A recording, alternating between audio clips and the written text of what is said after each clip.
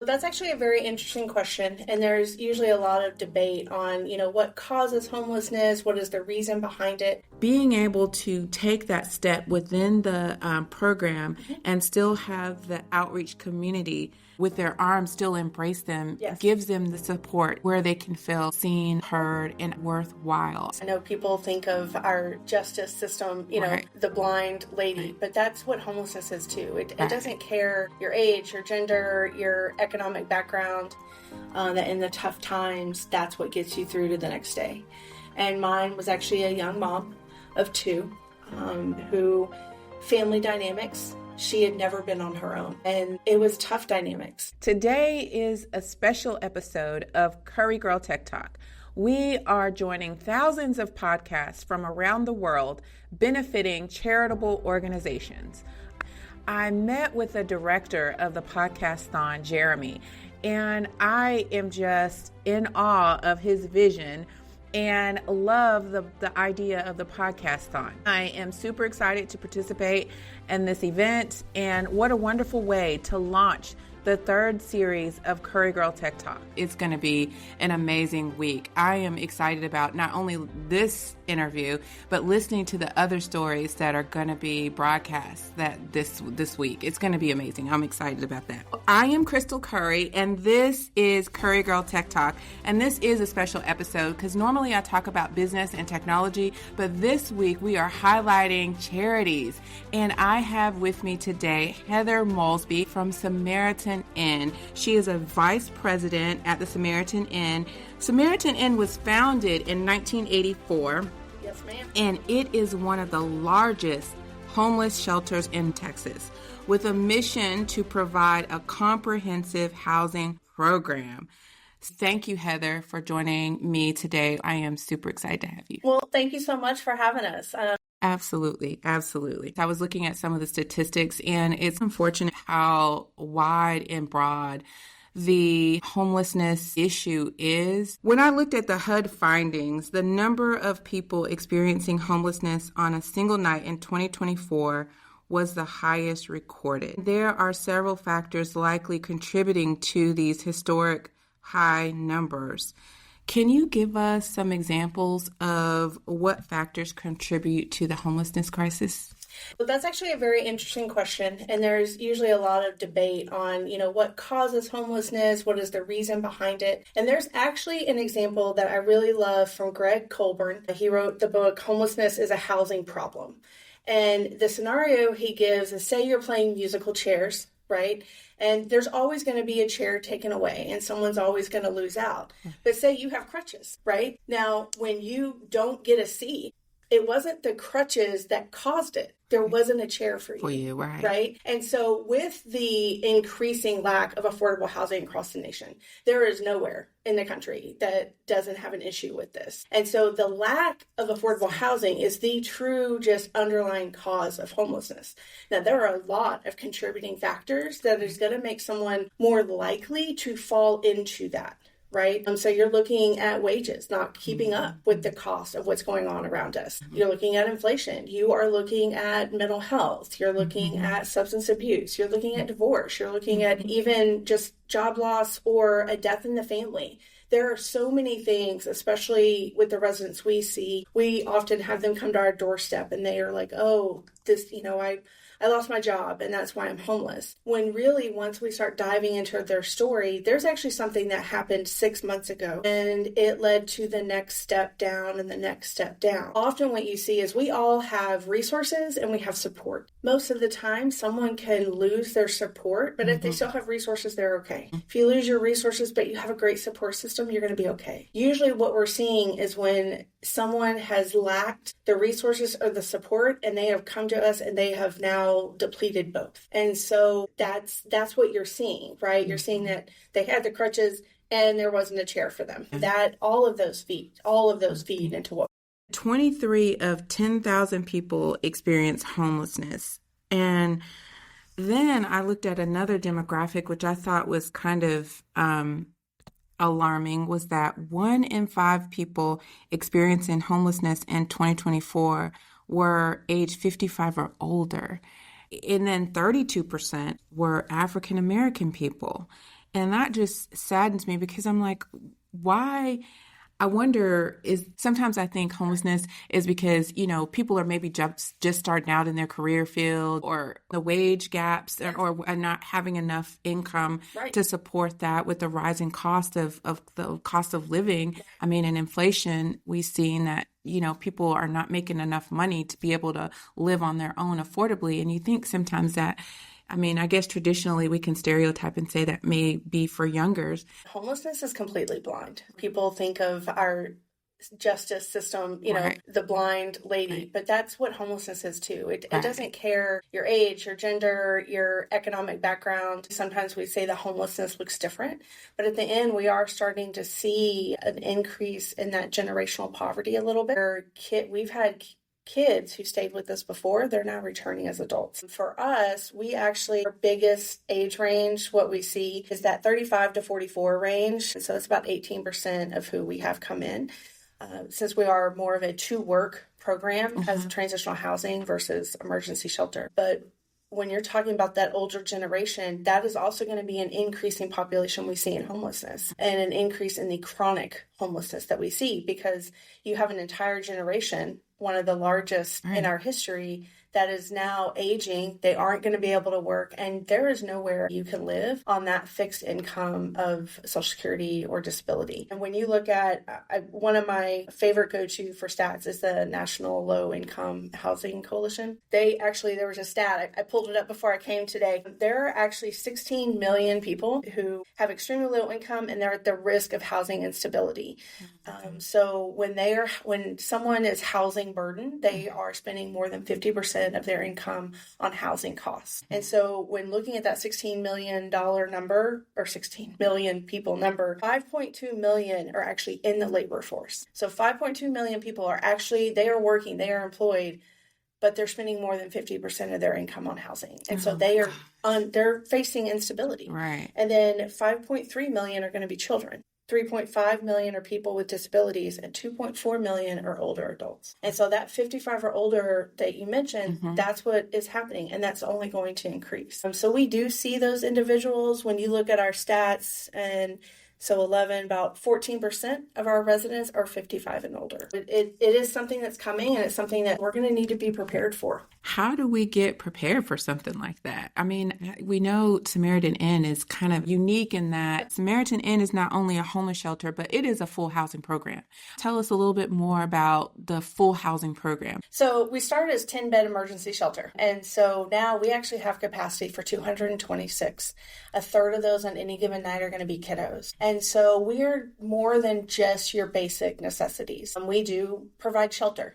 We do provide 3 meals a day. But we also understand that you're supporting someone back to independence and the dignity of self. It takes more than just food and a bed to sleep in. And our program actually delves a little bit higher. We have 4 programs that when someone enters, they agree that they're going to work those 4 pillars. So there's case management. They're going to meet with somebody every week, sometimes more than once a week. There is counseling on site. And so it's a piece of our program, because community living is not that great. It can be really difficult and really draining. So even if someone doesn't have mental health that perhaps they're struggling with, it's just you get an hour a week where you get to complain. And we also have financial education and career development. And so all of those pieces feed together. When I mentioned earlier that, it's often 6 months ago something happened. Well, our hope is that using those 4 pillars, the next time they face that triggering event, they're going to have stronger resources and stronger coping skills so that spiral doesn't happen again. Yeah. And that's the whole point of the program, is that there's a whole person in all of us, and everybody's needs are going to be different. And so when you're looking at, a single mom who hasn't worked in 5 years and husband has passed away, right? And she has no vehicle. That that stay is going to look very, very different than the 20-year-old young man who can work excessive, crazy overtime hours at a local manufacturing plant and be able to get back into a space on his own very quickly. Our program is like, what do you need the most support around, and how can we build that up for you? For our families, we are the only ones who serve families, single men and single women all on site. We are the only agency in Collin County who serves single men over the age of 24. And so as we look to support our families, the fifth pillar is that we're helping with the kiddos. Yeah. Right? If we want our families to be successful and to gain employment, livable employment, or improve with where they're working, get a raise, and let's look at some spending habits. Let's look at all these pieces. In the real world, they might have support from family for the kiddos, or perhaps, the oldest kiddo who's 16 watches the younger kiddos. I myself was like that growing up. But on our space, you can't do that. And so it's that we have to help with the kiddos if there's going to be success for the families as a whole. Right. So we're providing childcare before and after school. We are providing childcare for the non-school age kiddos by paying for 30 days of daycare so that parents can be successful and get to that first paycheck. We are working with getting them to resources. So it is much more extensive than just bed and food. It absolutely is. That is amazing. And I hadn't heard of any other organization that provides that full range of services. That is absolutely amazing. And residents have an opportunity to take advantage of services outside of just the shelter. Once they have gained independence and gone through most of the pillars, I should say. Can you tell us a little bit about the services that extend outside of just the shelter services? Well, there's actually two programs currently. We have diversion, which is actually the goal with that money through our continuum of care is to divert people from the shelter. And so we're trying to help people who are just at the beginning stage of homelessness so they don't have to find shelter. If they do come through our shelter, we have our North Texas Gateway apartments. We actually have apartment units. And so once residents have gone through the shelter program and they are in that next step, if there's an apartment available, they can apply for it. And then we have adopters who will adopt that apartment, donors, volunteers, and they furnish the apartment. Residents can move in there and they can stay there for up to 18 months, a little bit longer, depending upon the school year, of course. And they're paying that rent, but they're still receiving the services. So the intent of Gateway is to really serve those individuals who need a little bit more support before they're completely on their own. We've had one resident before where it had been 20 plus years since she had lived on her own. It had been abusive relationships after abusive relationships. And there is a fear when you go back on your own. And so before just saying, okay, out of the nest you go, Gateway is that stepping stone so that they can continue counseling and case management and that support and feel more secure. They're, getting 18 months of rental history on that evictions. So it is truly a nice little, you're going to pay a reduced rent. Right. You're going to have that continued support. And then when they leave, all those belongings that were furnished in their apartment by donors, they take with them. That's awesome. That's amazing, Heather. My goodness, that is definitely a boost for anyone. People want to feel like they are seen, that they are secure, that they are safe. And being able to take that step within the program and still have the outreach community with their arms still embrace them gives them the support and where they can feel seen, heard, and worthwhile. It is worth the investment and I'm worthy of this. And I think having people, like you mentioned, have that dignity at the same time they're gaining independence, but still provide that safe haven and that, safety net for them to be able to have that community environment it's just an awesome opportunity, because that's one thing I know you start with letting them know that they are seen, that, and letting them know that they deserve to have shelter.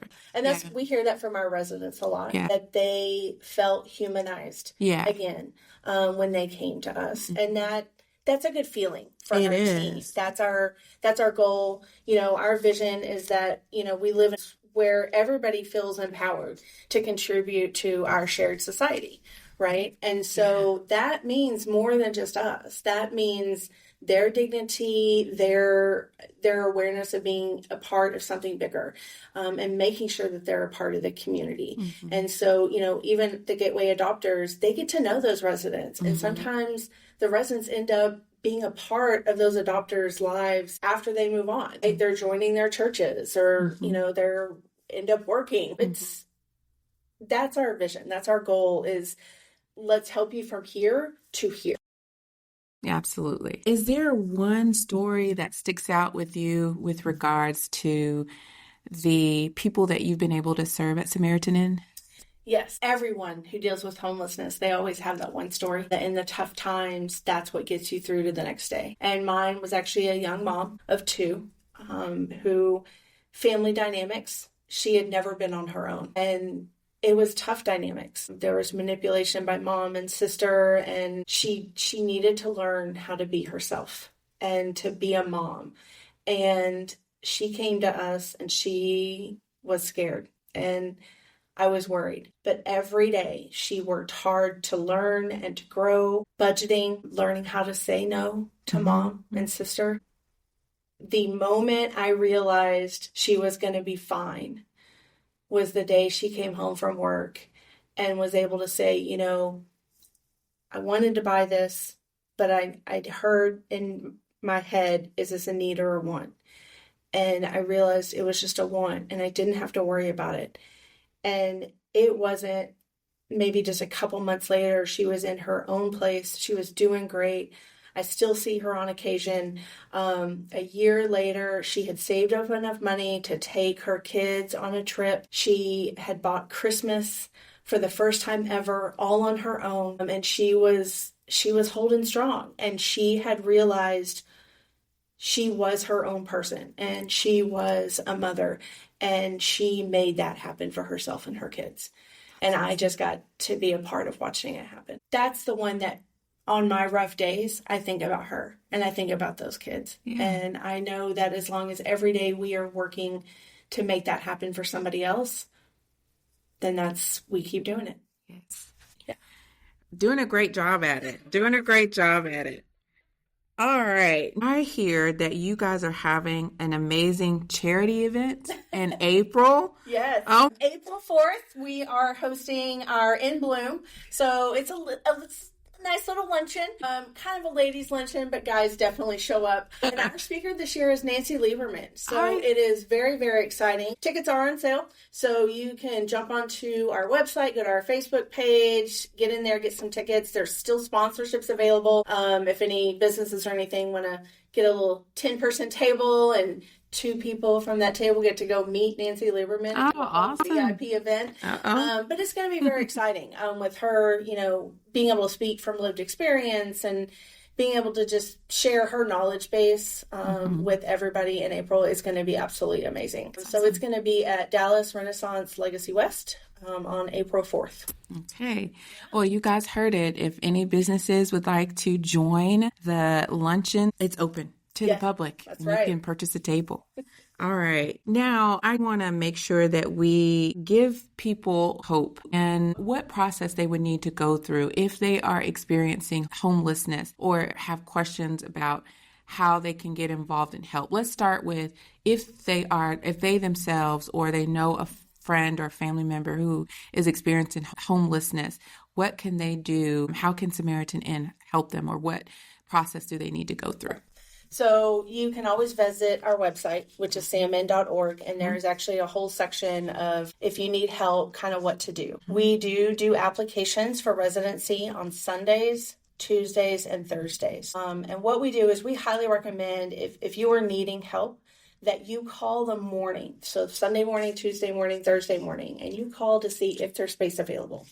We never want someone to be wasting gas, utilizing the last of that support system to get a ride when there's not even beds available, right? Sometimes people are walking, and that's a lot of energy, or they're trying to take off work. So we really encourage calling ahead of time to make sure that there's even space available for your need. But we do those applications. We try and process people same day when we have openings, and then try and get them in as quickly as we can. Yeah. So it's the phone number is 972-542-5655. 5302, and the extension is 244. That'll get you to the fastest answer. Awesome. All right. And then lastly, if anybody wants to help out, if they want to join in and help Samaritan Inn, what are the ways that they can do that? Well, we cannot run without the thousands of volunteers that we have. So first and foremost, come and volunteer. If you're a hands-on person, we have volunteers that help in our dining room. We have volunteers that help with pop-up shops. We have volunteers that help with landscaping. And we have volunteers that help with childcare. That you have the gamut. Donations, whatever it is, whatever your skill set is, we can probably use you. Obviously, the biggest need, especially in face of the unknown right now when it comes to federal funds, is financial contributions. It takes a lot to try and take care of, the 100+ people that we serve every single night.